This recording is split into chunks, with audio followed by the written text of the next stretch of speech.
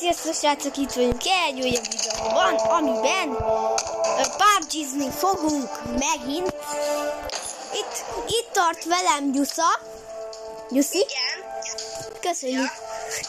Köszönjük a nézőknek, hogy sziasztok. Sziasztok. Na szóval, itt van Gyusza is, és hát ő nem játszik velünk, de csak halljuk. Ő egy más játékkal játszik. Brawl Stars, igen. A szokásos. Ja. Amúgy ez nagyon... Ne fütyülj. Amúgy örülök, hogy megvan a 14 feliratkozó, azt már említettem meg ilyenek, de...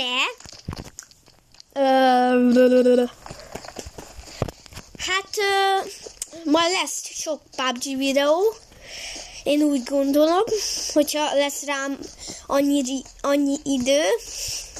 Igen. Gyusza is vesz fel videót. Igen. Szóval beszélgessünk a nézőkkel, meg ilyenek, jó? Gyusza.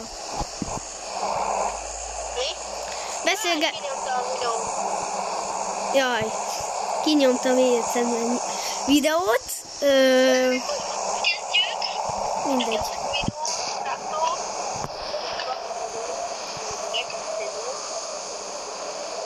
Na szóval, igen. De amúgy...